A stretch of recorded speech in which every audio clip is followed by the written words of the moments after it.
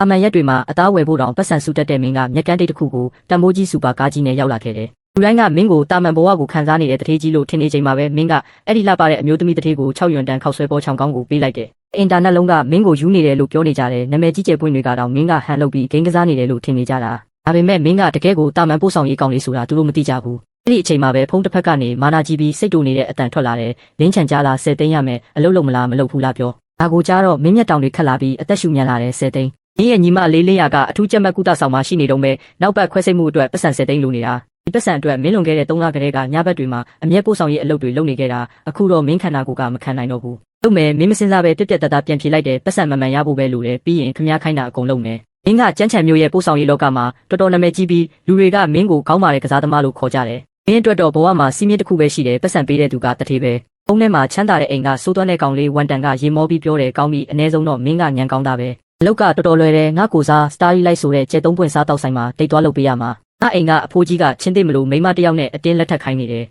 အဲ့ဒီမိမအကြောင်းပြောလိုက်တာနဲ့ဝန်တန်ကဒေါသတကြီးသွားချိန်ပြီးပြောတယ်ကီလို100လောက်လေးပြီးမျက်နှာမှာအစီတွေကြီးပဲတဲ့သူ့ဒေါသကလည်းရမ်းမုံလိုပဲတဲ့သူကတကယ်ကိုလမ်းလျှောက်နေတဲ့တင်ကာကြီးပဲပြီးတော့ငါဝန်တန်ကဒီမျိုးရဲ့အကြီးဆုံးကစားသမားလေးအဲ့ဒီစုံမနဲ့လက်ထက်ရမယ့်အစားငါပျောက်သွားတာကမှပိုကောင်းဦးမယ်ဒါကြောင့်မင်းရဲ့အစုပ်ပလုတ်ပို့ဆောင်ရေးဝတ်စုံကိုဝတ်ပြီးသူ့ကိုသွားရှက်ခွဲစေချင်တာအထားမင်းမာနာပိုကြီးလေအပြုတ်မှုပိုဆိုးလေပိုကောင်းလေပဲအတိတ်ပဲမရှိတာတွေလို့မင်းသူ့ကိုဆဲချင်ဆဲဒါမှမဟုတ်သူ့မျက်နှာကိုဝိုင်းနီနဲ့ပတ်လိုက်ဒီအိမ်အောင်ရေးပြတ်သွားဖို့ပဲလိုတယ်ဒီအလုပ်ပြီးရင်မင်းကက်ထဲကိုပတ်စံ3 သိန်းတိုက်ရိုက်ဝင်လာလိမ့်မယ်ပြီးတော့စီယံငွေ2000ကိုလည်းငါရင်ပို့ထားပြီးပြီနောက်တစ်စက္ကန့်မှာပဲဖုန်းကနေအတန်မြည်လာတဲ့အလီပေးတဲ့ကိုပတ်စံ2000ဝင်လာပါပြီဒါကိုမြင်တော့မင်းမျက်လုံးတွေအယောင်လက်သွားတယ်စိတ်မပူပါနဲ့တခင်လေးဝန်လူတွေကိုဒုက္ခပေးတာနဲ့အချင်းရုပ်တဲ့နေရာမှာတော့ကျွန်တော်ကဆရာကြီးပါဖုန်းချပြီးမင်းရဲ့လျှက်စစ်စကူတာလေးပေါ်ထိုင်ကာနီးမှာပဲမင်းကောင်းထဲမှာအေးဆက်ဆက်တန်တစ်ခုပဲ့တင်ထက်လာတယ်အခန့်သူကအရန်ထူးဆန်းတဲ့အော်ဒါတစ်ခုကိုလက်ခံလိုက်တာကိုတွေ့ရှိရပါတယ်။နတ်ဖျားအစင်စွမ်းမြင့်တင်ရေးစနစ်အခုတက်ဝင်လှုပ်ရှားနေပါပြီ။ post ဟာအရန်ထူးဆန်းတဲ့အော်ဒါတစ်ခုကိုလက်ခံလိုက်တယ်လို့သိရပါတယ်။နတ်ဖျားအစင်စွမ်းမြင့်စနစ်အခုပွင့်သွားပါပြီ။ mission အသေးစိတ်ကတော့လိုင်းရဲ့စီးပွားရေးချင်းဆိုမှုကိုဖျက်ဆီးပစ်ဖို့နဲ့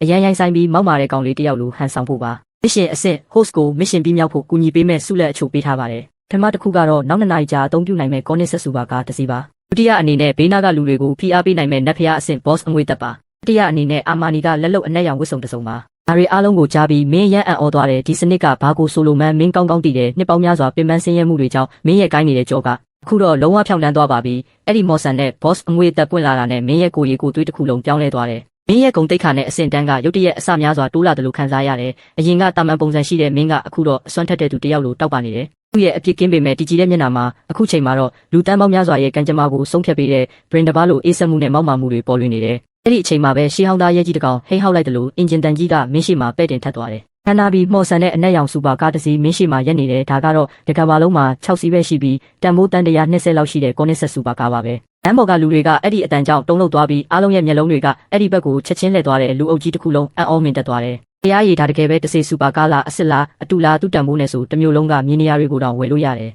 ်တက်သွားတဲ့ကောင်မလေးတွေကသူ့ကိုကြည့်ပြီးအယူမှုဖြစ်သွားကြတယ်သူ့ရဲ့အငွေ့တက်ကအရန်ကြောက်စရာကောင်းလို့ဘယ်သူမှသူ့ကိုမျက်လုံးချင်းမစုံရဲကြဘူးမင်းအသက်ပြင်းပြင်းရှူလိုက်တဲ့ကားတော့ကိုတင်းကျပ်စွာကင်ထားပြီးမင်းမျက်နှာပေါ်မှာအန်တီရများတဲ့အပြုံးတစ်ခုပေါ်လာတယ်မင်းစိတ်ထဲမှာပြောလိုက်တဲ့ဝမ်ရှောင်ငါရဲ့မောက်မာမှုကိုပြစေခြင်းနဲ့ဆိုရင်အစ်စ်မှန်ဖြက်စီးခြင်းဆိုတာဘာလဲဆိုတာကြည့်ထားလိုက်နှစ်အကြာမှာတော့မင်းဟာမြို့ရဲ့အကောင်းဆုံးနဲ့ဈေးကြီးဆုံးစားတောက်ဆိုင်ရှိကိုရောက်လာခဲ့တဲ့ကားရဲ့ကြောက်စရာကောင်းတဲ့အင်ဂျင်တန်ကအဲ့ဒီမှာရပ်တန့်သွားတယ်ပြီးတော့ကကြေးလိုတကားတွေကအပေါ်ကိုဖြည်းဖြည်းချင်းပွင့်သွားတယ်မင်းကဈေးကြီးတဲ့အနက်ရောင်ဝတ်စုံနဲ့တောက်ပတဲ့ဖက်နှက်တွေနဲ့ကော်စောနီပေါ်ကိုဆင်းလာခဲ့တယ်ကားဝမှာရက်နေတဲ့တကားဆောင်တွေကလူတွေကိုသူတို့ရဲ့အဝတ်စားတွေနဲ့အကဲဖြတ်လေးရှိပေမဲ့အခုချိန်မှာတော့ကြောက်လန့်ပြီးအသက်အောင်ထားရတယ်သူတို့ကခေါင်းမော့ကြည့်ရတဲ့တတိမရှိဘူးသူတို့ရဲ့ခေါင်းတွေကိုရင်ဘတ်အထိနီးပါးငုံထားကြတယ်ဆရာကြိုးဆိုပါတယ်တကားဆောင်ရဲ့အတန်ကထင်းငေါ့နေပြီးနဖူးမှာချွေးပေါက်တွေထွက်နေတာထင်ရှားတယ်မင်းကသူတို့ကိုမောတောင်မကြည့်ပဲစားတောက်ဆိုင်တကားစီတန်တန်မတ်မတ်လျှောက်သွားခဲ့တယ်ပြီးတော့ဝုန်းဆိုအဲ့ဒီတကားအကြီးကြီးကိုအားကုန်ကန်ဖွင့်ပစ်လိုက်တယ်ကျွန်တော်အထဲဝင်သွားတာနဲ့မှန်တကားကပြင်းပြင်းထန်ထန်တုန်ခါသွားတယ်အဲ့ဒီအချိန်မှာပဲကျွန်တော်ရဲ့ boss order ကအပြေအဝတက်ဝင်လာပြီးစားတောက်ဆိုင်တွေကလေတွေရုတ်တရက်ပျောက်သွားတယ်လို့ခံစားလိုက်ရတယ်ဒီခက်နေတဲ့တရောတန်ကပဲ့တင်ထက်နေစေဖြစ်ပေမဲ့တခန်းလုံးတေမင်းတမန်လိုတိတ်ဆိတ်သွားတယ်စားတောက်နေကြတဲ့စီးပွားရေးလုပ်ငန်းရှင်တွေနဲ့တထေးတွေအားလုံးခက်ရင်းနဲ့ဇုံတွေကိုချပြီးတကားစီကိုမော့ကြည့်လိုက်ကြတယ်အဘဲမိသားစုကမင်းသားလဲဆိုပြီးအားလုံးအံ့ဩသွားကြတယ်မြို့တော်ကနာမည်ကြီးအရေးပါတဲ့လူတွေစီမှာပဲဒီလိုဩဇာမျိုးကိုသူတို့မြင်ဘူးတာပါကျွန်တော်မျက်လုံးတွေကဘသူ့ကိုမှစိုက်မကြည့်ဘူးဘာလို့လဲဆိုတော့ကျွန်တော်ခေါင်းထဲမှာအတွေးတစ်ခုပဲရှိနေလို့ပါအဲ့ဒီကီလို200ရှိတဲ့တောချင်းတင်းမောက်ကိုရှာဖို့ပဲလေဒီချင်းတွေ့တာကိုလုံးဝဖျက်ဆီးပစ်ပြီးကျွန်တော်ရဲ့ UB တသိန်းကိုရယူဖို့ပါအဲ့ဒီအချိန်မှာပဲပြတင်းပေါက်နာက VIP ဇပွဲနံပါတ်8စီကိုကျွန်တော်အကြည့်တွေရောက်သွားတယ်ကျွန်တော်အေးဆက်ဆက်ပြုံးလိုက်ပြီးအရှိန်ဟုန်နဲ့အဲ့ဒီစီကိုရှောက်သွားခဲ့တယ်ဇပွဲနာရောက်တော့ကျွန်တော်ကကြားရတာမင်းကငါနဲ့လက်ထပ်ဖို့ပြောချင်နေတာဆိုမှန်ထဲမှာမင်းမျက်နှာကိုပြန်ကြည့်ဘူးရဲ့လားလို့ပြောလိုက်တယ် ကျွန်တော်ထိုင်ကုန်ကိုဆွဲပြီးသူ့ကိုစူပူချင်းမောင်းတော့မလို့ပဲဒါပေမဲ့ကျွန်တော်ပါတနာရဲ့မျက်နှာကိုတေချာမြင်လိုက်ရတဲ့အခါပြောမဲ့စကားတွေလဲချောင်းထဲမှာတဆုပ်သွားတယ်သူမကကီလို2ရရှိတဲ့တောချင်းသေးမဟုတ်ပဲဘသူမဆိုအသက်ရှူရက်သွားလောက်အောင်လှပတဲ့မိန်းကလေးတစ်ယောက်ဖြစ်နေတယ်ဖြူရောင်ဝတ်စုံနဲ့သူမခန္ဓာကိုယ်ရဲ့ကောက်ကြောင်းတိုင်းကလုံးဝပြည့်စုံပြီးအပြစ်ဆိုစရာမရှိဘူးသူမရဲ့ဖြူပွေးတဲ့အသားအရည်ကမီးအောင်အောက်မှာကြောက်မြက်ရတနာလိုတောက်ပနေပြီးလေပင်ကနီလာဆွဲကြိုးကိုကြည့်လိုက်တာနဲ့ကုရီချီတံမှန်းသိတာတ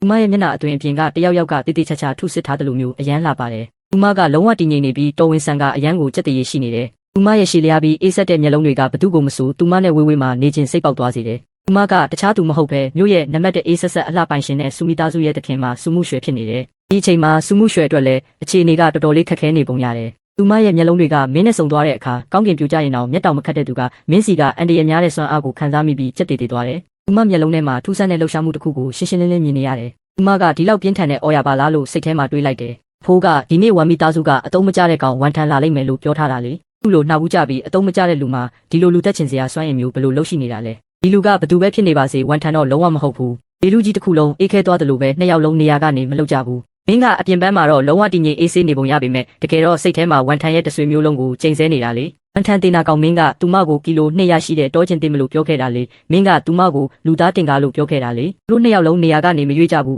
ူးလေတွေတောင်အေးခဲသွားတယ်လို့ပဲပြင်ပန်းကြည့်ရင်မင်းကအရန်အေးဆေးတည်ငြိမ်နေပေမဲ့အတွင်းစိတ်ထဲမှာတော့ဝန်တန်ရဲ့မိသားစုတဆွေလုံးမျိုးလုံးကိုချိန်ဆနေတာပါဝန်တန်မင်းတော့တေးပြီးသားမှတ်မင်းကသူ့ကိုပေါ်ပါတဲ့ချင်းတင်မလေးလို့ခေါ်ခဲ့တာမင်းကသူ့ကိုလူသားတင်ကားလို့ပြောခဲ့တာကိုရီချင်းတင်မလေးကဒီလိုပုံစံဆိုရင်တော့နေတိုင်းပြဿနာရှာဖို့အဆင်သင့်ပဲဒါပေမဲ့မင်းကတာဝန်ယူပြီးသွားပြီးလေပြီးတော့အဲ့ဒီငွေ3သိန်းကလည်းရှိမှတင်ရှိနေတာနောက်ဆုံးတော့ညီမလေးရဲ့ခွဲစိတ်စရိတ်အတွက်ဖြစ်နေတာကိုမင်းကသွားကြိတ်ပြီးဘာပဲဖြစ်ဖြစ်ဆိုပြီးဆုံးဖြတ်လိုက်တယ်မင်းကရိုင်းဆိုင်ပြီးအလိုလိုက်ခံထားရတဲ့တထေးသားလေးလိုဟန်ဆောင်နေရအောင်ပါပဲဘက်လက်နဲ့ဝိုင်းနီကိုသူ့မျက်နှာပေါ်ပတ်လိုက်ရမလားညာဘက်လက်နဲ့စပွဲကြီးကိုမှောက်ချလိုက်ရမလားလို့တွေးနေတော့လူတရက်သတိပေးချက်ဘာမှမရှိပဲစားတောက်ဆိုင်ရဲ့မှန်နရံကြီးဟာကျဲလောင်တဲ့ပောက်ကွဲတန်နဲ့အတူကွဲကြေသွားခဲ့တယ်။ထိုင်ခန့်တဲ့မှန်ကြီးဟာစက်ကူလိုမျိုးချက်ချင်းကွဲကြေသွားပြီးအပိုင်းအစားထောင်ပေါင်းများစွာဟာလေထဲကိုလွင့်စင်သွားခဲ့တယ်။မဂဇင်းမျက်နှာဖုံးလိုခန်းနာလှပနေတဲ့မီရှယ်လင်စားတောက်ဆိုင်ကြီးဟာစက္ကန့်ပိုင်းတွင်းမှာပဲဆိုးရွားတဲ့ပျက်စီးခြင်းမြင်ကွင်းအဖြစ်ပြောင်းလဲသွားခဲ့တယ်။နေရာတိုင်းမှာအော်ဟစ်တန်တွေထွက်ပေါ်လာတဲ့စပွဲနဲ့ဂလားထိုင်တွေမှောက်ကျသွားပြီးမှန်ကွဲစတွေကအရာအလုံးကိုဖျက်ဆီးပစ်လိုက်တယ်။အဲ့ဒီအချိန်မှာဒိုင်းဆိုပြီးတနက်3ချက်ပစ်လိုက်ရမျက်နှာချက်ကခရစ်စတယ်မီပန်းဆိုင်ကြီးပြုတ်ကျလာခဲ့တယ်။မျက်နှာဖုံးဆွတ်ထားတဲ့တိုက်ခိုက်ရေးသမား9ယောက်ဟာကွဲနေတဲ့တင်းပေါက်ကနေခုံဝင်လာခဲ့တဲ့သူတို့မျက်နှာတွေကိုအနက်ရောင်မျက်နှာဖုံးတွေနဲ့ဖုံးကွယ်ထားတယ်။အထဲမှာရိုက်ဖယ်တွေကင်ထားပြီးခါမှာတောက်ပနေတဲ့စစ်တုံးသားတွေချိတ်ဆွဲထားတယ်။လူမိုက်တယောက်ကဟိန်းဟောက်လိုက်တဲ့ပါဇက်ပိတ်ထားကြအားလုံးတိတ်နေလက်ကိုခေါင်းနောက်မှာထားပြီးအောက်ကိုငုံနေကြ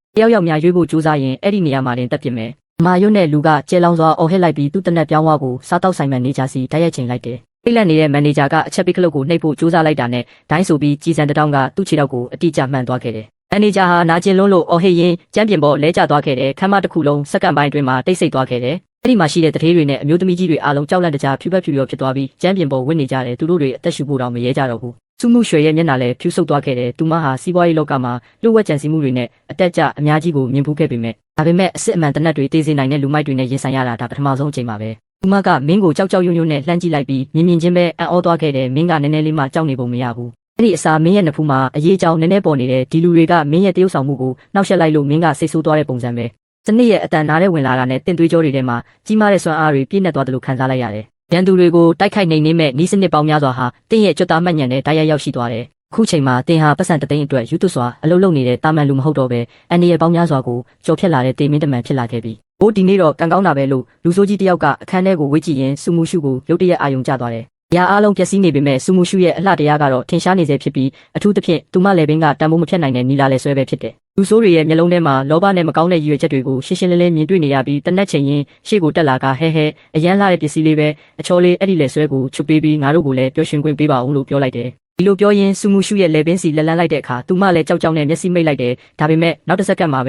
ရှုပ်ခနဲ့အတန်နဲ့အတူအမားတဲ့လက်တစ်ဖက်ကလူဆိုးရဲ့လက်ကောက်ဝတ်ကိုတန်မဏိလိုဖမ်းဆုပ်လိုက်တယ်။အဲ့ဒီလူဆိုးလည်းအံ့ဩသွားပြီးအပေါ်ကိုမောကြည့်လိုက်တော့တင်းရဲ့အေးဆက်ဆက်မျက်လုံးတွေနဲ့စုံသွားတယ်။မင်းရဲ့ညစ်ပတ်တဲ့လက်ကိုဖယ်လိုက်စမ်းတဲ့အတန်ကမကျဲပေမဲ့ရေခဲလိုအေးဆက်နေတယ်။မင်းတည်ချင်နေတာလားလူဆိုးကဒေါသအကြီးနဲ့တနက်တင်တဲ့တင်ကောင်းကိုထုဖို့ပြင်လိုက်တယ်။အဲ့ဒီအချိန်မှာပဲတခနဲတင်ကလက်ကောက်ဝတ်ကိုအနှဲငယ်လိမ့်လိုက်ပြီးသူ့ရဲ့လက်ကိုကျိုးတစ်ချောင်းလိုလိန်ချိုးလိုက်တာကြောင့်သူ့လက်လုံးဝအသုံးမဝင်ဖြစ်သွားတယ်။လူဆိုးကနာကျင်လွန်းလို့အော်တော့မဲ့အချိန်မှာတင်ကသူ့အတန်ကိုတားဆီးလိုက်တယ်။အထာကြနဲ့ပဲတင်ရဲ့ပိုးသားနဲ့တိုင်ကိုလက်တစ်ဖက်တည်းနဲ့ဖြုတ်လိုက်တယ်။အဲ့ဒီနဲ့တိုင်ဟာတစ်လက်ထဲရောက်တာနဲ့အသက်ဝင်နေတဲ့လက်နဲ့တစ်ခုလိုဖြစ်သွားပြီးလူဆိုးရဲ့လက်ပင်ကိုတိတိကျကျပတ်လိုက်တယ်။သူ့ကြောကိုဒူးနဲ့ဖိထားပြီးနဲ့တိုင်ကိုအားကုန်ဆွဲလိုက်တယ်။ကြတိထစရာရိုးကျိုးတန်ထွက်ပေါ်လာပြီးအနက်ကင်လူဆိုးဟာကျိုးပြတ်သွားတဲ့စွန်တကောင်လိုမြေပြင်ပေါ်ခွေကျသွားတယ်။လောင်ဆန်းဆိုပြီးအမာရွတ်နဲ့ခေါင်းဆောင်ကြီးရဲ့မျက်လုံးတွေဒေါသကြောင့်หนีရဲသွားတယ် အမိုးကြီးဝစ်စုံနဲ့ဒီစီးပွားရေးသမားဟာသူတို့လိုရာဇဝတ်ကောင်တွေထက်ဆယ်ဆလောက်ပိုရက်ဆက်နိုင်တယ်ဆိုတာကိုသူမယုံနိုင်အောင်ဖြစ်သွားတယ်ပြစ်စမ်းသူ့ကိုအခုချက်ချင်းတက်လိုက်ဆိုတော့ကျန်တဲ့လူဆိုး၃ယောက်ကတင့်စီကိုတနက်ပြိုင်လူချင်းလိုက်ကြတယ်ဒါပေမဲ့မင်းရဲ့အမြန်တုံးကသူတို့တွေးတာထက်အများကြီးပိုမြန်နေတယ်ဒီရှိမှရှိတဲ့ကီလိုယာချီလေးတဲ့တစ်သားစပွဲကြီးကိုအားကုန်ကန်ပစ်လိုက်တယ်ဝုံစပွဲကအမြောက်ဆန်လိုဝင်ဆောင်ပြီးမျက်စိတမိတ်အတွင်းလူမိုက်၂ယောက်လွင့်စင်သွားတယ်သူတို့အားလုံးဖုံတမုံမွတ်နဲ့မြေကြီးပုံကျသွားအောင်မင်းလှုပ်ပစ်လိုက်တယ်အဲ့ဒီအချိန်မှာပဲအကာအကွယ်ယူပြီးသူတို့အနာကိုမင်းအမြန်ကတ်သွားတယ်ဒီထဲမှာမင်းကန်လိုက်တဲ့ခြေကန်ချက်ကအရန်တိကျပြီးတေးတက်လွန်းတယ်မင်းကဝစ်စုံကျဲတီးတောင်မဖြုတ်ရသေးဘူးဒါတော့မင်းလှုပ်ရှားမှုတိုင်းကညင်တာတိကျလွန်းလို့တိုက်ကွက်တိုင်းကရန်သူကိုအပြည့်အဝလွှမ်းမိုးထားနိုင်တယ်အဲ့ဒီအချိန်မှာပဲတတိယမြောက်လူမိုက်ရဲ့ရင်ဘက်ကိုတထောင်နဲ့အားကုန်တိုးလိုက်တယ်ဝုံအဲ့ဒီလူနောက်ကိုလွင့်ထွက်သွားပြီးဝိုင်ပုံးနဲ့ဝင်တိုက်မိကအဲ့ဒီနေရာမှာတင်တတိလက်သွားတယ်ခုတော့စားတောက်ဆိုင်တစ်ခုလုံးလုံးဝတိတ်ဆိတ်သွားပြီတိတ်ဆိတ်မှုကကြောက်စရာကောင်းပြီးလူမိုက်တွေရဲ့အားပြော့တုံရင်နေတဲ့အသက်ရှူတမ်းပဲကြားရတော့တယ်ဒီပြင်ပေါ်လဲကျနေတဲ့လူတိုင်းရဲ့မျက်လုံးတွေပြူးကျဲသွားတယ်အနက်မပါပဲလက်နက်ကင်လူမိုက်တွေကိုအခုလိုရှင်းပစ်တာအမှုပညာတရက်လိုပဲစူးမှုရှုကမင်းကိုကြည့်နေပြီးသူမမျက်လုံးထဲမှာအံ့ဩမှုတွေပဲရှိနေတယ်သူမကမင်းတကယ်တော့ဘသူလဲလို့တွေးနေတယ်ဒီလိုအသက်အန္တရာယ်ရှိတဲ့ဖြစ်လက်မှုတည်ငြိမ်မှုနဲ့ဒီဟန်ပန်ခြေအနေတစ်ခုလုံးကိုထိန်းချုပ်ထားသလိုပဲတရုတ်ပြည်ကဘယ်တထေးမိသားစုကများဒီလိုမိစ္ဆာမျိုးကိုမွေးမြူထားနိုင်မှာလဲအခုတော့အမာရွတ်တဲ့လူပဲကြံတော့တယ်ဒါပေမဲ့သူကြောက်လွန်းလို့တကိုယ်လုံးတုံရင်နေတယ်အနက်ကင်ထားတဲ့သူ့လက်တွေကအရန်ကိုတုံရင်နေတယ်မင်းကသူ့စီကိုတလန်းချင်းလျှောက်သွားတယ်ရမမင်းကိုယ်တိုင်သူ့စီလာနေတယ်လို့မျိုးပဲလန့်တကြားနဲ့သူခလှုပ်ဆွဲလိုက်တယ်ဒိုင်းတနက်ပြောင်းဝါကနေမီးပွင့်ထွက်လာတယ်စူးမှုရှူကောင်းတဲ့ဗလာဖြစ်သွားပြီးသူမမျက်စိရှိမှအန်တရေကျရောက်လာတာကိုမြင်လိုက်ရတယ်ဒါပေမဲ့ကြည်စံထွက်လာတဲ့အချိန်မှာပဲအရက်ရှိရှိလူမဲကြီးတယောက်ကကိုပြောက်ပြီးသူမရှိရောက်လာတယ်လို့ပဲမင်းနောက်လှည့်ကြည့်လိုက်ပြီးတနက်ပြောင်းဝါဘက်ကိုကြောပေးကသူမကိုရင်ခွင်ထဲလုံခြုံအောင်ဖတ်ထားလိုက်တယ်အဲ့ဒီအချိန်မှာတတုချင်းရိုက်မိတဲ့ထူးဆန်းတဲ့အတန်ထွက်လာတဲ့လူခန္ဓာကိုယ်ကိုဖောက်ထွက်နိုင်တဲ့9.62 မီလီမီတာရိုင်ဖယ်ကြီးစံကမင်းဝတ်စုံကြောပြင်ကိုလာမှန်နဲ့ဒါပေမဲ့မမြင်ရတဲ့တံမဏိနံရံကိုသွားမှန်တယ်လို့မျိုးပဲကြီးစံကချက်ချင်းပြသွားပြီးကော်စောပေါ်အတန်တိုးတိုးလေးနဲ့ကျသွားတယ်မင်းခန္ဓာကိုယ်ကတလက်မတောင်မတုံသွားဘူးဒါကိုမြင်တော့အဲ့ဒီမှာရှိတဲ့လူတိုင်းမြင်တက်သွားတယ်ရုပ်ဆိုးဆိုးနဲ့လူမိုက်ကပြားနေတဲ့ကြီးစံကိုတရေတစေမြင်လိုက်ရတယ်လို့မျိုးစိုက်ကြည့်နေတယ်နောက်တစ်စက္ကန့်မှာပဲသူဒူးထောက်ရက်လဲကျသွားပြီးကြောက်လွန်းလို့ဘောင်းပီထဲတောင်တေးထွက်ကျသွားတယ်သူကတရေပဲဆိုပြီးအော်လိုက်တယ်မင်းကောင်းကိုဖြည်းဖြည်းချင်းလှည့်လိုက်တယ်ဒါပေမဲ့သူ့ကိုတေချာကြည့်ဖို့တောင်မလိုအပ်ဘူးလို့ထင်တယ်ဒါကတစေပဲမင်းကောင်းကိုဖြည်းဖြည်းချင်းလှည့်ခဲ့ပေမဲ့သူ့ကိုတေချာကြည့်ဖို့တောင်မလိုဘူးလို့ထင်ခဲ့တယ်မင်းကစပွဲပေါ်ကငွေခက်ရင်းကိုလက်ချောင်းနဲ့လေထဲကိုပြင်းမြောက်လိုက်တယ်ဒီခက်ရင်းကလျှက်စီးလိုမြန်တဲ့အဟုန်နဲ့လူမိုက်ရဲ့လက်ကဝတ်ကိုဖောက်ထွင်းသွားပြီးအောက်ကတိုင်မှာသူ့လက်ကိုအသေးစိုက်ထားလိုက်တယ်အော်တန်တွေထပ်ထွက်လာတယ်ဒါပေမဲ့အန်တရယ်ကလုံးဝပြီးဆုံးသွားပါပြီလူမိုက်တွေပြတင်းပေါက်ကိုခွဲဝင်လာချိန်ကစပြီးသူတို့လဲကျသွားတဲ့အထိ3မိနစ်တိတိကြာခဲ့တယ်မင်းကရှုပ်ပွားနေတဲ့အင်ဂျီလက်ကိုတေတက်အောင်လုပ်ပြီးစူးမှုရွှေကိုပြန်ကြည့်လိုက်တယ်ဒီအချိန်မှာစူးမှုရွှေရဲ့မျက်လုံးတွေကမင်းစီမှာပဲစူးစိုက်နေတယ်လွန်ခဲ့တဲ့အနှစ်20ကလေးကရေခဲလိုခဲနေတဲ့သူမရဲ့နှလုံးသားဟာဒီအချိန်မှာထိမ့်မရလောက်အောင်ကိုပြင်းပြင်းထန်ထန်ခုန်နေခဲ့တယ်သူမစကားစပြောတဲ့အခါအတန်မှာထူးဆန်းတဲ့နူးညံ့မှုနဲ့တုံရင်မှုတစ်ခုရှိနေတ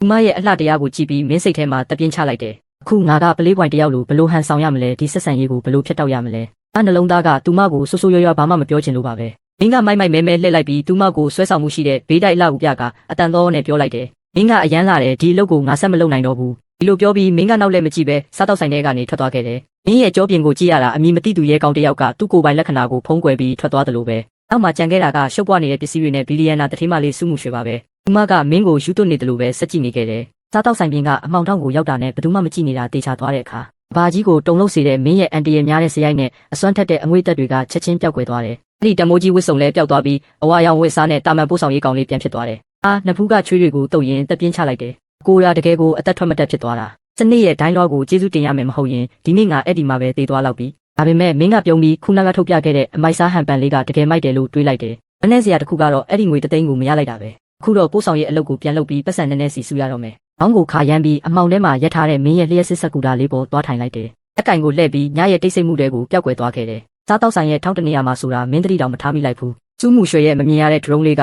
စကနေအဆုံးထိသူ့အလုပ်ကိုသူလုပ်နေခဲ့တယ်။တကယ်တော့စူးမှုရွှေကသူမကုမ္ပဏီရဲ့ဒါရိုက်တာဖွဲ့ဝင်တွေနဲ့မိသားစုကိုတက်တည်ပြဖို့သူမမှာအတင်းအဓမ္မချီနှောင်ရမယ့်ဆက်ဆံရေးမျိုးဒါမှမဟုတ်အိမ်အောင်ပြုဖို့လိုအပ်ချက်မျိုးလုံးဝမရှိပါဘူး။အားကြောင့်သူမဟာတက်ခုဝမှာကုတ်ဝတ်ထားတဲ့ဓာတ်ရိုက်ထုတ်လွှင့်မှုတစ်ခုကိုကြိုတင်လုပ်ထားခဲ့ပါတယ်။ပြီးတော့အဲ့ဒီမှာဖြစ်ပျက်ခဲ့တာကတန်တရတန်စူပါကားနဲ့မင်းရဲ့ရင်သက်ရှုမော်ခွဲပေါ်လာပုံနဲ့လူမိုင်း9ယောက်ကိုလက်ပလာနဲ့ရိုက်နှက်လိုက်တာပါ။ဒီစံတွေကိုခန္ဓာကိုယ်နဲ့တားဆီးပြီးနောက်ဆုံးမှာမင်းရမ်းလာတယ်ဆိုတဲ့ချုံမောတဲ့စကားမျိုးပြောတာကစဒီမြင်ကွင်းတစ်ခုလုံးကိုဘာဖြစ်တောက်မှုမှမပါပဲကံပါကိုတင်ဆက်ပြသလိုက်တာပါ။အခုတော့မြင်ကွင်းကကြမ်းချမ်းမျိုးရဲ့တိတ်ဆိတ်ပြီးမှောင်မိုက်တဲ့လမ်းကြားလေးနဲ့အငှားအခန်းလေးစီပြောင်းသွားပါတယ်။အဲ့ဒီမှာချင်းဆေးခွေအနက်နဲ့ခောက်ဆွဲအဆက်နံတွေရောထွေးနေပါတယ်။မင်းကပျော်ရွှင်နေတဲ့ကစားသမားတစ်ယောက်လိုခောက်ဆွဲနှစ်ထုပ်ကိုဖောက်ပြီးပကံလုံးနဲ့ထည့်နေတယ်။စူပွက်နေတဲ့ရေနွေးတွေကိုထည့်ပြီးခောက်ဆွဲတွေမြန်မြန်ကျက်အောင်အဝါရောင်တန်းနေတဲ့စာအုပ်အဟောင်းလေးနဲ့အုပ်ထားလိုက်တယ်။ဒိန်ခန်းစားတောက်ဆိုင်မှာလူမိုက်တွေကိုရိုက်နှက်နေတာမိနစ်30လောက်ပဲရှိပါသေးတယ်။ပြီးတော့တန်းတရာ20တန်ကို29စကားကိုမောင်းပြီးဘီလီယံနာတထေးမလေးရဲ့နှလုံးခုန်လုံးကိုမြန်ဆန်စေခဲ့တာပေါ့ ခုတော့မင်းကခွဲစိတ်ခတသိန်းကိုပေးဖို့ရုန်းကန်နေရတဲ့ရိုးရိုးရှင်းရှင်းပစ္စည်းပို့တဲ့ကောင်လေးတစ်ယောက်သာဖြစ်ပါတယ်မင်းအတွက်ဝက်ဦးချောင်းလေးတစ်ချောင်းတောင်ဝယ်ဖို့မတက်နိုင်ဘူးမင်းစားတော့မဲ့အချိန်မှာပဲကဒင်နာက Android ဖုန်းအဟောင်းလေးကယူမတက်တုံခါနေတယ်အတီးပေးချက်တွေနဲ့ပေါ်အပ်တွေကအယမ်းမြန်လွန်းလို့ဖုန်းမျက်နှာပြင်ကပောက်ကွဲတော့မလို့တောင်ပူလာတယ် virus လို့ထင်ပြီးဖုန်းကိုအတင်းအဓမ္မပြန်ဖွင့်လိုက်တယ်မိနစ်လောက်ကြာလို့ဖုန်းမျက်နှာပြင်ပြန်ပွင့်လာတဲ့အခါမင်းရဲ့မျက်လုံးတွေအံ့အားသင့်ပြီးပြူကျဲသွားတယ် Vivo တော်နဲ့ social media platform တိုင်းမှာသတင်းတစ်ခုပဲရေပန်းစားနေတယ်အဲ့ဒါမင်းကြောင့်ပဲရုံးတစည်းကနေထောက်ပေါင်းစုံကရိုက်ကူးထားတဲ့အတိုင်းပဲဗီဒီယိုအစမှာစားတောက်ဆိုင်အပြင်ဘက်မှာရက်ထားတဲ့မင်းရဲ့အမိုက်စားအနက်ရောင်ခွန်နိုင်စဲကွန်တကားကိုတွေ့ရတယ်အဲ့ဒီနောက်မြင်ကွင်းပြောင်းသွားပြီးလူဆိုးတွေကသတင်းပေါက်ကိုခွဲပြီးအော်ဟစ်ဝင်လာချိန်မှာမင်းကဝင်လာခဲ့တယ်မင်းကလူဆိုးရဲ့လက်ကိုလက်တစ်ဖက်ထဲနဲ့ဘလို့လိန်ချိုးလိုက်လဲဆိုတာလူတိုင်းတေချာမြင်ရအောင်အဲ့ဒီဗီဒီယိုကိုအနည်းပြကွက်လုပ်ထားကြတယ်ပြီးတော့မင်းရဲ့ပိုးသားလက်စည်းနဲ့သူ့ကိုလှုပ်မရအောင်တုံနှောင်ခဲ့တယ်စုမှုရွှေကိုအပြည့်အဝကာကွယ်ဖို့မင်းကတနက်ရှိမှာဘလောက်ရဲရင်စွာရက်တီခဲ့လဲဆိုတာပဲနောက်ဆုံးအခန်းမှာမင်းကောင်းကိုနည်းနည်းလှည့်ပြီးအတန်အောနဲ့မင်းကအရန်လာတယ်ငါဒီအလုပ်ကိုဆက်မလုပ်တော့ဘူးလို့ပြောခဲ့တယ်အဲ့ဒီနောက်မင်းကအမိုက်စားဟန်ပန်နဲ့အဲ့ဒီကနေထွက်သွားခဲ့ပြီးမင်းရဲ့ဆွဲဆောင်မှုရှိတဲ့ကိုရီကိုတွေးလေးကြံရစ်ခဲ့တယ်ဒီဗီဒီယိုကကြည့်ရှုသူတန်းတရာကျော်သွားပြီးမှတ်ချက်တွေလည်းအရန်များနေပြီးလူတွေကအကိုရာလို့ရေးနေကြတယ်အာရုပ်ရှင်လားအဲ့ဒီအချိန်ဂျန်ဂျန်ရဲ့အထူးရဲရရှိစီကနေဒါဟာအထူးပြုလုပ်ချက်တွေမဟုတ်ဘူးလို့ငါသက်သေခံနေဆိုတဲ့မှတ်ချက်ရောက်လာတယ်အဲ့ဒီလူဆိုး9ယောက်ကနိုင်ငံတကာအဆင့်ရာဇဝတ်ကောင်တွေဖြစ်ပြီးဒီလိုဝက်ဆန်းကျဲသူကတယောက်တည်းအနိုင်ယူခဲ့တာလက်နဲ့ကြီးစံတွေကိုတားဆီးခဲ့တာပဲဒီလူကရှေးဟောင်းတိုင်းပညာမိသားစုတစ်ခုခုရဲ့အမွေဆက်ခံသူလားလူတွေကတိုက်ပွဲကိုပဲကြည်နေတာမဟုတ်ဘူးတချို့ကမင်းရဲ့ဝစ်စုံနဲ့ကားကိုမျက်စိကျနေကြတယ်အဲ့ဒီဝစ်စုံကအာမာနီအမတ်တစိတ်ဖြစ်ပြီးမီလန်ကထိတ်တန်းအချုပ်သမား9ယောက်ကလက်နဲ့ချုပ်ထားတာပါကဘာပေါ်မှာဒီလိုဝစ်စုံ30စုံပဲရှိတယ်ပြီးတော့ပတ်စံရှိုံနဲ့ဝယ်လို့မရတဲ့တန်တရား20တန်ခွန်နိုင်စိတ်ကုတ်စကားအကြောင်းကတော့ပြောမနေနဲ့တော့အဲ့တထေးသားလေးကဘဝကိုအပန်းဖြေဖို့ထွက်လာတာလဲလို့လူတွေကတွေးနေကြတယ်အင်္ဂလိပ်တွေကမင်းအတွက်ယူသွတ်နေကြပြီးမင်းပဲသူလဲဆိုတာပြောပြနိုင်တဲ့သူကိုတသိန်းစုချဖို့တောင်အသင့်ဖြစ်နေကြတယ်။အဲ့နဲ့ချီတဲ့လူတွေကရှာလော့ Holmes လိုဟန်ဆောင်ပြီးမင်းကချမ်းသာတဲ့မိသားစုရဲ့အမွေဆက်ခံသူလားဒါမှမဟုတ်ကြီးကျယ်တဲ့တိုက်ခိုက်ရေးသမားလားလို့ခံမှန်းနေကြတယ်။ဒါပေမဲ့ဒီမှာတော့မင်းရဲ့အခြေအနေကဆိုးရွားလာနေပြီးဘာလို့လဲဆိုတော့တကယ်တမ်းမင်းကတာမန်လုပ်သေးသေးလေးတစ်ခုသွားလုပ်ခဲ့တာလေ။အဲ့ဒါကတယောက်ယောက်ကိုစားဒိတ်လုပ်ပေးရတဲ့အလုပ်ပါဒါပေမဲ့စုမှုရွှေကတစ်ခုလုံးကိုဓာတ်ရိုက်ထုတ်လွှင့်နေမယ်ဆိုတာမင်းဘယ်လိုလုပ်သိမှာလဲ။ဒီအကြောင်းတွေကိုတွေးပြီးမင်းလန့်သွားတော့မှပဲမင်းကောင်းထဲမှာစနစ်ရဲ့အတန်ကထပ်ပေါ်လာတယ်။ဒီအကြောင်းတွေကိုတွေးပြီးမင်းအံ့ဩနေတော့မှပဲမင်းကောင်းထဲမှာစနစ်ရဲ့အတန်ကထပ်ပေါ်လာတယ်စနစ်ကပြောတယ်။ကိုစီရဲ့လုပ်ရကြောင်းလူတွေအများကြီးအံ့ဩသွားကြတယ်။အံ့ဩမှုတံမိုးစုဆောင်းရေးစနစ်ကအခုအပြည့်အဝအလုပ်လုပ်နေပြီ။မင်းကဂျန်ဂျန်ရဲ့အုပ်စီကနေအံ့ဩမှု point 9ရ9 19ရပြီ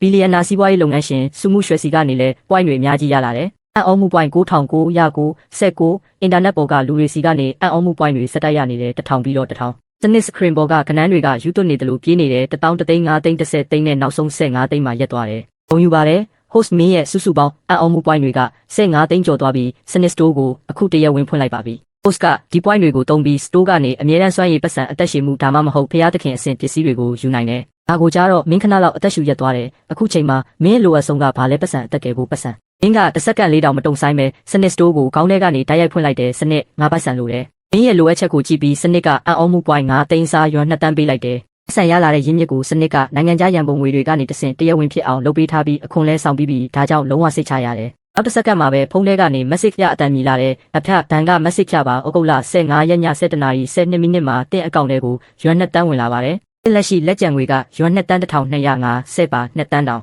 ်မင်းကအဲ့ဒီ message ကိုပြူးကျယ်နေတဲ့မျက်လုံးတွေနဲ့ကြည့်နေပြီးမျက်ရည်တွေဝဲလာတယ်တကယ်ဘဝမှာမြေကြီးပေါ်အကြိမ်ကြိမ်ဖိနှိပ်မခံရဘူးတဲ့သူကဒီပတ်စံရဲ့တန်ဖိုးကိုခံမှန်းလို့ရမှာမဟုတ်ဘူးဒီမှလေးလင်းညာက IQ ထဲမှာပိုက်တွေကြားတဲ့အသက်လူနေရတဲ့နေတိုင်းကုန်ကြနေတဲ့ထောင်ချီတဲ့စရိတ်တွေကတောင်ကြီးတစ်လုံးလိုမင်းကောင်းပေါ်မှာလေးလံနေကြတာဒါပေမဲ့အခုခွဲစိတ်ဖို့ပတ်စံလက်ထဲရောက်နေပြီးရှေ့ဆက်ကူတာဖို့အတွက်လည်းအကောင်းဆုံးစီစဉ်ထားပြီးအခုသူ့ကိုမြို့ရဲ့အကောင်းဆုံးအထူးကူတာဆောင်ကိုပြောင်းပေးလို့ရပြီနောက်ဆုံးတော့ဖျားသခင်ကကူညီခဲ့ပြီးမင်းကစိတ်လှုပ်ရှားစွာနဲ့လက်သီးကိုကြစ်ကြစ်ပါအောင်ဆုပ်လိုက်တဲ့ရင်ဘတ်ထဲမှာအချိန်ကြာကြီးတဆုပ်နေတဲ့လေးလံတဲ့တပ်ပြင်းကိုငါချလိုက်တယ်အဲ့ဒီအချိန်စနစ်ရဲ့အတန်ထွက်လာတဲ့ဒင်း host မင်းစီမှာအံ့ဩမှု point 30သိန်းကျန်သေးတယ်ဒါတွေကိုအမြဲတမ်းကိုယ်တိုင်ကာကွယ်နိုင်တဲ့စွမ်းရည်တစ်ခုခုမှာသုံးဖို့ငါကြံပေးခြင်းတယ်အချက်ချင်းပဲစိတ်အေးသွားတယ်ဒီနေ့စားတောက်ဆိုင်မှာလူဆိုးတွေကိုငါဆုံးမလိုက်တာကယာယီစွမ်းရည်တစ်ခုရဲ့မျက်လှည့်ပြကွက်တစ်ခုပါပဲဒါပေမဲ့အခုအင်တာနက်လုံးကငါ့ကိုရှာနေချိန်မှာတကယ်အန်တီရဲ့တာရင်ဆိုင်လာရရင်ခောက်ဆွဲ6တွေကြီးနှစ်ပေါက်အောင်စားပြီးဖြစ်လာတဲ့ငါရဲ့ဒီခန္ဓာကိုအကျိတ်အနယ်လေးကတာမန်လန်းပေးလူမိုက်ကိုတော့နိုင်မှာမဟုတ်ဘူးငါကစနစ်အမြဲတမ်းစွမ်းရည်တစ်ခုပြောင်းပေးလို့ချက်ချင်းပြောလိုက်တယ်ဒင်းအံ့ဩမှု point 30သိန်းသုံးလိုက်ပါပြီဘုံယူပါတယ် host မင်းကအမြဲတမ်းဖျားသခင်အဆင့်ရင်မောင်းကျွမ်းကျင်မှုကိုရရှိသွားပါပြီဒီစွမ်းရည်ရဲ့ထူးခြားချက်ကပြီးပါတဲ့ကံပါပေါ်ကစက်တိုင်းကိုမောင်းနေရမှာကျွမ်းကျင်သူဖြစ်လာမှာပါဒီတန်ကြိုဒါမှမဟုတ်ပန်ကားရီပါပါစေစူပါကားပဲဖြစ်ဖြစ်တင်ကားပဲဖြစ်ဖြစ်တိုက်လေရင်ပဲဖြစ်ဖြစ်ပါမင်းလက်ထဲရောက်တာနဲ့ယူပဗေဒနိယာမတွေကိုစိန်ခေါ်လာမှာဖြစ်ပြီးမင်းဟာအဲ့ဒီရင်နဲ့လုံးဝတသားတည်းဖြစ်သွားလိမ့်မယ်နောက်တစ်စက္ကန့်မှာပဲသတင်းအချက်လက်အမြောက်အများငါခေါင်းထဲဝင်လာတဲ့ကားရဲ့ဟန်ချက်တာယာတွေရဲ့စုပ်ကိုင်မှုလေးဖိအားနဲ့အန်တရများတဲ့အကန့်အသတ်မဲ့ထရစ်ဆွဲမောင်းနေမှုရဲ့ဗဟုသုတနဲ့ကြွတ်သားမှတ်ဉဏ်တွေအားလုံးမျက်စိတမိတ်အတွင်းငါခန္ဓာကိုယ်အမွေးညင်းပေါက်တိုင်းမှာဆွဲထင်သွားတယ်ခုချိန်မှာငါ့ကိုစတီယာရင်တစ်ခုသာပေးလိုက်ရင်ငါကဒီကံပါပေါ်မှာအကြမ်းတမ်းဆုံးပြန်ကားဖျားသခင်ဖြစ်လာလိမ့်မယ် ငါကကျေနပ်မှုအပြည့်နဲ့လေဘင်းကိုလှည့်လိုက်တော့အယိုးတွေစီကနေအတန်ကျဲကြီးထွက်လာတဲ့ပတ်စံလဲဗန်ထဲရောက်နေပြီးအခုငါလက်ထဲမှာဖျားသခင်အဆင့်စွမ်းရည်တွေလည်းရှိနေပြီနောက်ဆုံးတော့ဒီနေ့မှပထမဆုံးအကြိမ်ဖြစ်မှန်ကန်ပြီးအေဂျင့်နဲ့အပြုံးတစ်ခုငါမျက်နှာပေါ်မှာပေါ်လာခဲ့တယ်ဒါပေမဲ့ငါရဲ့ဒီအပြုံးလေးပွင့်လန်းခါစားမှာပဲရုတ်တရက်ဒိုင်းဆိုပြီးတယောက်ကငါရဲ့ပါးရပြီးအားနေတဲ့အိမ်တကားကိုအရန်ရက်ဆက်ကန်လာတယ်ကံပြင်းလွန်းလို့နေရန်ကဈေးတွေတောင်ကွာကျလာတယ်တကားအပြင်ဘက်ကနေဒေါသတကြီးအော်တန်ကြားလိုက်ရတယ်လင်းချန်မင်းလိုကောင်မျိုးအခုချက်ချင်းထွက်ခဲ့အပြင်မှာရက်နေတဲ့အဲ့ဒီလူရဲ့အတန်ကဒီနေ့အိမ်ခေါင်မိုးကိုများဆွဲခွာပြစ်တော့မလို့မောက်မာမှုတွေအပြည့်ပါနေတယ်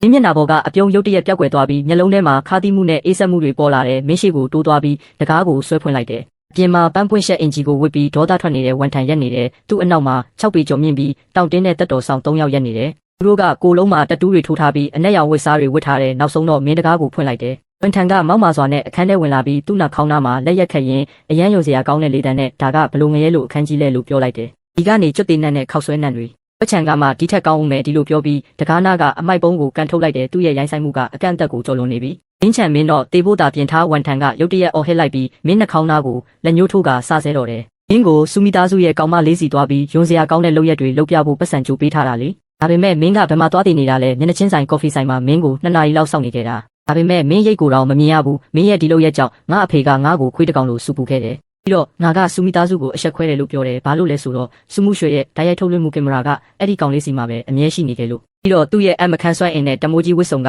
လူတိုင်းရဲ့အာယုံကိုဖန်ဆားထားတဲ့ဝန်ထန်ရဲ့ဒေါသကအမြင့်ဆုံးကိုရောက်နေတယ်သူကအော်ဟစ်ပြီးသူ့လူမိုက်တွေကိုပြောတယ်ဒီအခန်းတစ်ခုလုံးကိုဖျက်ဆီးပစ်လိုက်ပြီးတော့ဒီကောင်လေးရဲ့ခြေထောက်ကိုချိုးပြီးဒုက္ခိတဖြစ်အောင်လှုပ်လိုက်ငါပတ်စံယူပြီးငါအလုပ်ကိုမလုပ်ရဘူးလားငါကသူ့စီကနေပတ်စံဆယ်စားပြန်တောင်းမယ်ပြီးတော့သူကြံတဲ့ဘဝကိုဝီချဲပေါ်မှာပဲဖျက်တမ်းရမယ်ဟုတ်ကဲ့ boss အဲ့ဒီတက်တော်ဆောင်3ယောက်ကသူတို့လက်ချောင်းတွေကိုချိုးပြီးရုံမာတဲ့အပြုံးနဲ့မင်းစီကိုစတင်ချင်းကပ်လာတယ်ဒါကနိုင်ဝက်လောက်ကဆိုရင်မင်းကြောက်မိမှာပဲဒါပေမဲ့အခုတော့အခြေအနေကပြောင်းလဲသွားပြီအမှန်တိုင်းပြောရရင်အရင်ကတော့မင်းစဉ်းစားရလိမ့်မယ်ဒါပေမဲ့အခုမင်းကစနစ်ကနေတိုက်ရိုက်ဆွမ်းအားတွေရထားတယ်မင်းကကြည်စံမိုးတွေနဲ့ရင်ဆိုင်ခဲ့ရပြီးအခုလေးတင် UP နှစ်တန်းနဲ့အမြဲတမ်းဖျားသခင်အဆင့်ရင်မောင်းကျွမ်းကျင်မှုရထားတယ်အခုမင်းမျက်လုံးထဲမှာဒီလူမိုက်တွေကခြေနှစ်ဖက်နဲ့ခွေးတွေထက်ဘာမှပိုမထူးဘူးခုနကမင်းပါပြောလိုက်တာအားခြေထောက်တွေကိုချိုးမဲ့ဆိုလားမင်းကမောကြည့်ပြီးဝန်ထန်ကိုအေးအေးဆေးဆေးကြည့်လိုက်တယ်ဝန်ထန်ရဲ့နှလုံးကရုတ်တရက်မြင်ခုန်လာတယ်မင်းရဲ့မျက်လုံးတွေထဲမှာတခုခုမားနေတယ်လို့သူခံစားလိုက်ရတယ်အဲ့ဒါတွေကအရန်အေးဆက်နေတဲ့နှက်ဆိုင်တဲ့ရေခဲမြောင်းကြီးတစ်ခုလိုပဲအိမ်မင်းနဲ့ရင်ဆိုင်နေရတဲ့လူတစ်ယောက်ကိုကြည့်နေရတယ်လို့သူခံစားလိုက်ရတယ်အဲ့ဒီအချိန်စနစ်စီက message တစ်ခုထွက်ပေါ်လာတယ်စနစ်ရန်စားမှုကိုတွေ့ရှိရပါတယ်စနစ်ရဲ့ passive skill အကျွမ်းမဲ့ PR ကအလိုလိုအသက်ဝင်လာနေပြီးတော့အဲ့ဒီတက်တော်ဆောင်3ယောက်ကမင်းကိုကံဖို့လုပ်နေတဲ့အဲ့ဒီအချိန်မှာပဲလူတရက်စကားနဲ့ဖော်ပြလို့မရတဲ့ကြောက်စရာကောင်းတဲ့ PR တစ်ခုမင်းခန္ဓာကိုယ်ထဲကထွက်ပေါ်လာတယ်အရင်က CEO အငွေတက်ဆိုတာပြစားယုံတက်ပဲဒါပေမဲ့ဒီ PR ကလုံးဝအန်တရများပြီးတေးစေနိုင်လောက်တဲ့အဲ့ဒီတက်တော်ဆောင်3ယောက်ရဲ့မျက်လုံးထဲမှာသူတို့ရှိမှရက်နေတဲ့ဒီပိန်ပပပို့ဆောင်ရေးကောင်လေးကစစ်ပွဲထောင်ပေါင်းများစွာကိုတိုက်ခိုက်ခဲ့တဲ့တေမင်းနဲ့ဖျားတစ်ပါးအဖြစ်ရုတ်တရက်ပြောင်းလဲသွားတယ်